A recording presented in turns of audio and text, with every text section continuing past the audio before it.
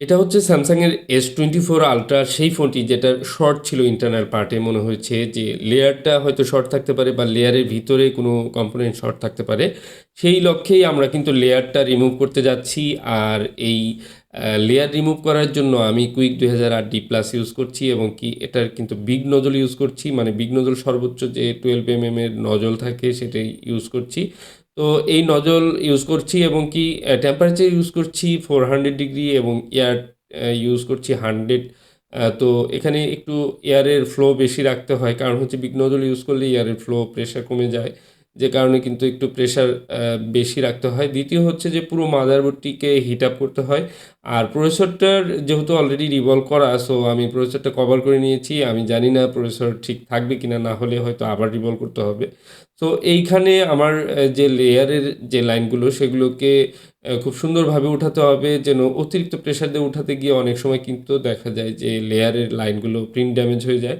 এবং কি যেহেতু এটা হাত থেকে পড়া নাই, সো আশা করি লেয়ারের সবগুলো লাইন ঠিকঠাক মতো থাকবে এবং সেভাবে রিমুভ করার চেষ্টা করছি। খুব বেশি প্রেশারও দেওয়া যাবে না। আর এগুলো কাজ খুবই হার্ড কাজ এবং কি অনেক সময় নিয়ে করতে হয়, ধৈর্যের কাজ আসলে। তো আমি ঘুরিয়ে আমি চেষ্টা করছি যে লেয়ারের চারদিকে ঠিকঠাক মতো মেল্ট হয়েছে কিনা। কারণ হচ্ছে বলগুলো যখন গলে যাবে তখন কিন্তু অটোমেটিকলি এটার সেপারেট হতে থাকবে বা আমার যখনই আমি প্রেশার তৈরি করব তখন কিন্তু উঠতে থাকবে। তো আমি টুইজারের মাধ্যমে একটু করে উঠানোর চেষ্টা করছি এবং দেখে নিচ্ছি যে ঠিকঠাক মতো পুরোটা মেল্ট হয়েছে কিনা। তো এই ধরনের যে মাদারবোর্ডগুলো সেগুলো কাজ করতে অনেক সময় আমরা কিন্তু ফ্রি হিটার ব্যবহার করতে পারি এবং কি সেটার মাধ্যমে করা যায়। তো আমি ম্যানুয়ালি করলাম। দেখুন আলহামদুলিল্লাহ আমার লেয়ারটা কিন্তু সেপারেট হয়েছে। আমি একটু ঠান্ডা করে নেব, কারণ ২ পাশেই কিন্তু আইসি থাকে। দেখুন একেবারে এদিক ওদিক সব দিকে আইসি এবং কি থার্মাল পেজ দেওয়া রয়েছে। তো এখানে আমার ২-১ টি পার্টস একটু এদিক সেদিক হয়েছে। যখন আমি নাইফ ব্যবহার করেছি তখন এটা সরে গিয়েছে। সেগুলো ঠিকঠাক করে নেব। এবং কি লেয়ারের যে লেয়ারের যে ভিতরে থার্মাল পেস্ট থাকে এগুলো একটু হালকা ক্লিন করে নিতে হবে। সম্পূর্ণ ক্লিন করার প্রয়োজন নেই। কারণ হচ্ছে যে আমার যে বর্ডার এলাকা, বর্ডারে যে প্রবলেমগুলো রয়েছে সেগুলো আমি যেহেতু সলভ করব বা সেখানে আমি রিভলভ করব। সো আমার ভিতরের যদি কোনো থার্মাল পেস্ট থাকে সমস্যা নেই। তো আমি চেষ্টা করছি সোল্ডারিং আয়রনের মাধ্যমে ১ম এ বড় লাইনগুলো করতে এবং কি এখানে ২-১ টি গ্রাউন্ড পিন মনে হচ্ছে মিসিং হয়েছে, সেটাও আমি চেক করব। তো প্রত্যেকটা বিষয় খেয়াল রাখতে হবে যে আমার এইখানে যে লেয়ারের যে লাইনগুলো সেগুলো ঠিকঠাক মতো আমাকে একদম ক্লিন করে নিতে হবে এবং আ সম্পূর্ণ লাইনগুলো সমান করে নিতে হবে। ডিসোল্ডারিং উইকের মাধ্যমে আমি ১ম এ সাকিং করে নিচ্ছি। কারণ এখানে যদি কোনো যে সোল্ডারিং পেস্ট থাকে বা বল থাকে এগুলো উঁচু থাকলে কিন্তু রিভলভ পারফেক্ট হবে না। তো খুবই ধৈর্য নিয়ে কাজ করতে হয় এই কাজগুলো। তো আমি চেষ্টা করছি ক্লিন করে নিতে এবং যে ডাউন পার্টটা, ডাউন লেয়ারটা সেটা আমি ক্লিন করে নিলাম এবং কি আপার লেয়ার যেটা রয়েছে, আমি সেই আপার লেয়ারে এবার যাবো ক্লিন করতে। তো দেখুন ডাউন লেয়ারে ক্লিন করার সময় আমাকে খুব একটা সমস্যা হয়নি। দেখুন আপার লেয়ারে এখানে আমি দেখতে পাচ্ছি যে একটি পার্টস কিন্তু এদিক সেদিক হয়ে আছে। তো এখানে একটি আইসিও কিন্তু একটু মুভ হয়েছে। কারণ হচ্ছে আমি যখন ভিতর থেকে একটু নাইফ দিয়েছিলাম সেই ধাক্কা লেগে এই আইসিটি কিন্তু একটু সরে যায়। বাট এটা খুবই সিম্পল একটি বিষয়, অনেক সময় এরকম হয়ে যেতে পারে। সেক্ষেত্রে আইসিটা আবার রিভলভ করে সুন্দর করে বসিয়ে দিব এবং আইসিটা পারফেক্টভাবে রিভলভ করে লাগিয়ে দিলেই আশা করা যায় এই সমস্যাটি সমাধান হয়ে যাবে। তো এরকমভাবে আমাদের যখন আমরা একটা লেয়ারের কাজ করি বা লেয়ার রিমুভ করতে গেলে একটু সতর্ক থাকতে হবে যেন অ্যা জোরে ধাক্কা দিয়ে ভিতরে পার্টসগুলো এলোমেলো না হয়ে যায়। কারণ দেখুন এটা খুবই ঝুঁকিপূর্ণ একটি কাজ। কারণ এই দুটি পার্টের এপাশ ওপাশ ২ পাশে কিন্তু অনেক আইসি, অনেক পার্টস থাকে। যদি আমরা অ্যা কোনো একটি উঠাতে গিয়েই এলোমেলো হয়ে যায়, খারাপ হয়ে যায় তখন কিন্তু সেগুলোকে আবার গুছানো কষ্ট হয়ে যায়। আর সবচেয়ে বড় বিষয় এই ধরনের যে ফোনগুলো এগুলোর কিন্তু প্রপার সাপোর্ট বা অনলাইনে কোনো সাপোর্ট নেই। তো দেখুন আমি এরিয়াটা শনাক্ত করলাম। এই জায়গাটিতে গরম হতো। এই জায়গাটিতে অপর পাশে কিন্তু হিউজ পরিমাণে গরম হতো। আমার আগের ভিডিওতে আপনারা হয়তো দেখেছেন। তো আমি এই জায়গাটা শনাক্ত করে আমি দেখার চেষ্টা করছি এবং কি এখানে একটি ক্যাপাসিটর আমার একটু সরে গিয়েছে। তো আমি একটু পজিটিভ লাইনগুলো চেক করছি। দেখুন প্রথমেই পজিটিভ লাইন চেক করতেই কিন্তু এখানে আমি একটি প্রবলেম পেয়েছি। এখানে দুটি ক্যাপাসিটর শর্ট দেখাচ্ছে আর একটি ক্যাপাসিটর দেখেই মনে হচ্ছে এই অপরাধী। কারণ দীর্ঘদিনের কাজের অভিজ্ঞতায় এইটুকু অন্তত অভিজ্ঞতা হয়েছে যে কম্পোনেন্টস দেখলেই কিন্তু অনেকটা আইডিয়া করা যায় যে কোনটা শর্ট কোনটা প্রবলেম হতে পারে।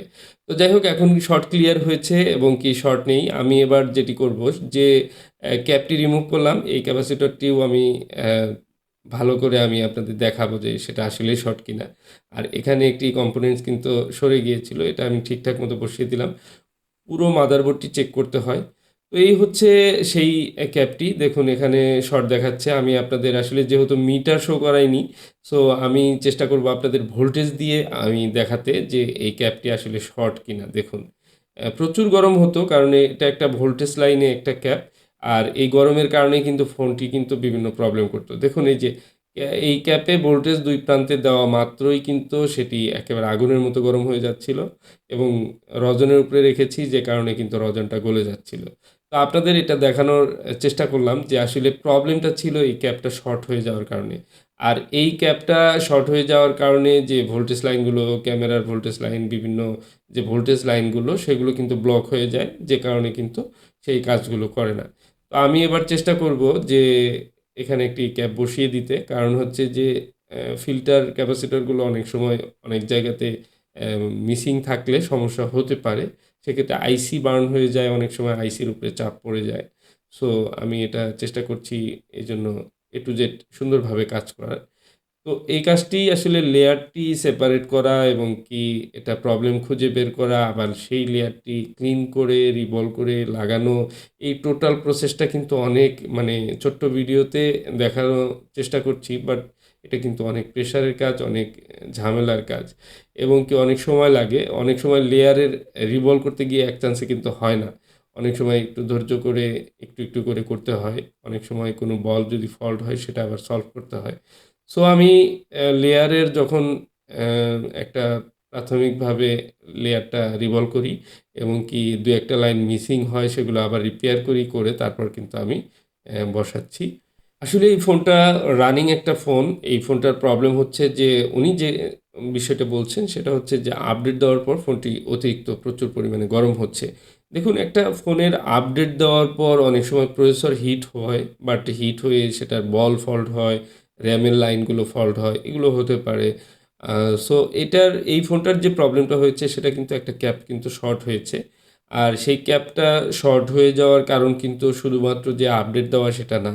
অন্য কারণেও হতে পারে। চার্জিংয়ের ভোল্টেজ অনেক সময় যে চার্জার দিয়ে আমরা চার্জ করি সেটার তারতম্যের কারণে বা অনেক কারণেই কিন্তু একটা ক্যাপাসিটর শর্ট হয়ে যেতে পারে। ওভার ভোল্টেজ অনেক সময় যাওয়ার কারণে এই ক্যাপাসিটরগুলো কিন্তু শর্ট হয়ে যেতে পারে। তো যে কারণেই হোক একটা ক্যাপাসিটর যেহেতু শর্ট হয়েছে বা একটা লাইন যেহেতু শর্ট হয়েছে, সেহেতু এই ফোনটাতে তো প্রবলেম হতেই পারে। এখন আমি বাকি যে জিনিসগুলো সেগুলো আমি চেক করে নেব এবং ফোনটা সম্পূর্ণ অন করার চেষ্টা করব।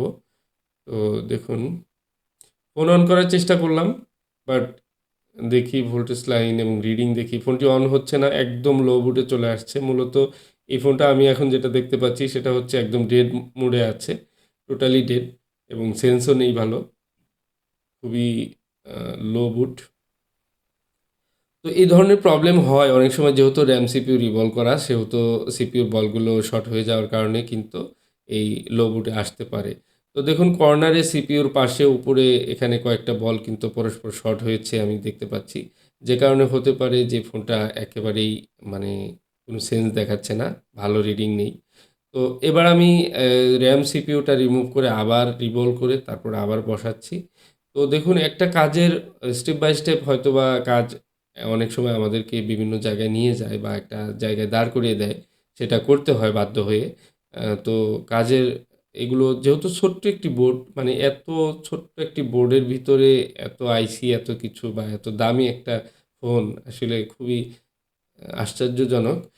তো আমি এখানে দেখুন আমি আপনাদের দেখানোর চেষ্টা করছি। এখানে প্রসেসরটা শুধু রিভলভ করে লাগিয়েছি। এখন কোয়ালকম পোর্ট করছে। কম্পিউটারে আমি দেখালাম। কোয়ালকম পোর্ট যেহেতু করছে, সো আমার প্রসেসরটা ইনস্টল ঠিকঠাক আছে এবং প্রসেসর এখন কিন্তু রিডিং স্বাভাবিক আসছে। এখানে ২৫০ র মতো রিডিং এসেছে। তো 250 থেকে 260-70 এরকম রিডিং চলে আসছে। মূলত হচ্ছে এখন প্রসেসর ঠিকমতো ওয়ার্ক করছে। এবার আমি র্যামটা ইনস্টল করছি।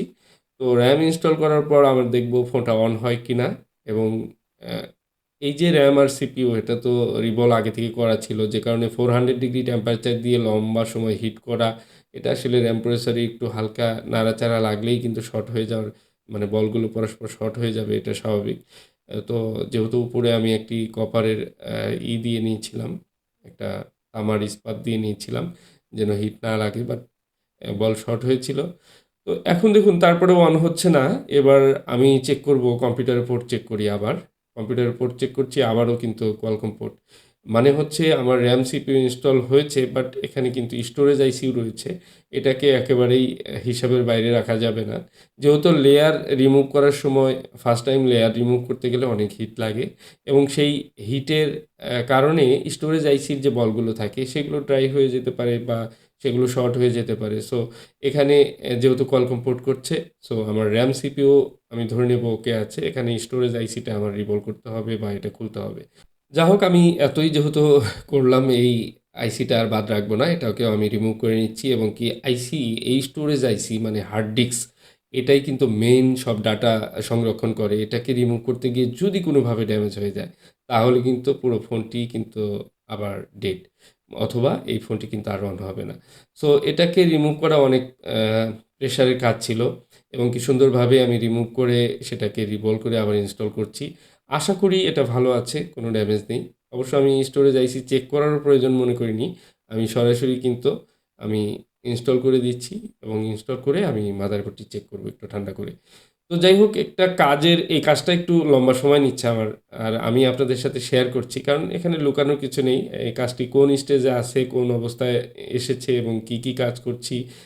কোনো ভাই কমেন্ট করেছেন যে এটার কী অবস্থা জানাবেন, আপডেট জানাবেন। দেখুন, আলহামদুলিল্লাহ এবার কিন্তু আমার চার্জিংয়ের লোগো আসছে, মানে হচ্ছে ফোনটার যে প্রবলেম ছিল সেটা কিন্তু সলভ হয়েছে। তো যাই হোক, এবার মানে একটা এক্সপেরিয়েন্স কিন্তু আপনাদের সাথে শেয়ার করছি। বাট এটা আ যেটাই হোক না কেন সেটা কিন্তু আপনাদের সাথে শেয়ার করছি। এটা আপনার ক্ষেত্রেও হতে পারে। তো দেখুন, ফোনটা এখন তো আরেক প্রবলেম আমি লক্ষ্য করছি। সেটা হচ্ছে রিবোট করছে, মানে প্রপার ফোনটা অন হচ্ছে না।